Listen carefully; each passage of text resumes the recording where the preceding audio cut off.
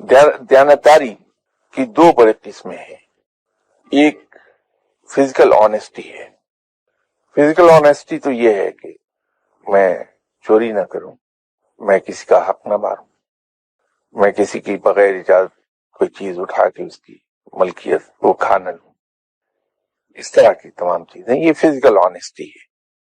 ایک اور چیز ہے جس کو ہم انٹلیکچوئل آنےسٹی کہتے ہیں.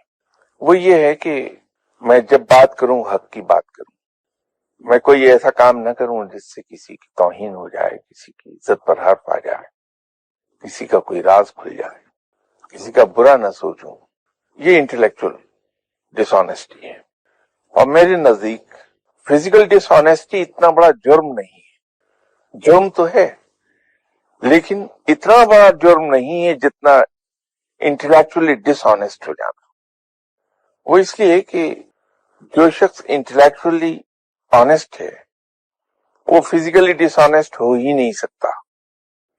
تو یوں سمجھ لیجئے کہ ضمیر در حقیقت انٹلیکچوئل آنےسٹی کا نام ہے.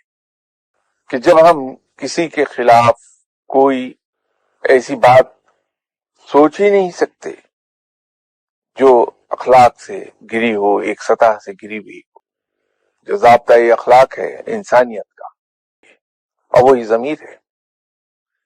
تو جب اس حد تک جا ہی نہیں سکتا بندہ کہ اسے سوچ ہی نہ پائے، تو اسے عملی جامہ کیسے پہنائے گا؟ تو پھر وہ فزیکل ڈس آنےسٹی میں انوالو نہیں ہوتا. کہ ہر فعل کی ابتدا سوچ سے ہوتی ہے. سب سے پہلی چیز ہے سوچ، پھر ارادہ اور پھر عمل. تو جب سوچ ہی پر قدغن لگ گئی اندر سے، انسان کے اپنے اندر سے قدغن لگ گئی ہے کہ انسان غلط چیز سوچ ہی نہیں سکتا کسی کی، تو ارادہ کیا کرے گا اور پھر اس پہ عمل کیا ہوگا؟ جب ارادہ ہی نہیں کر پایا تو عمل کیا کرے گا؟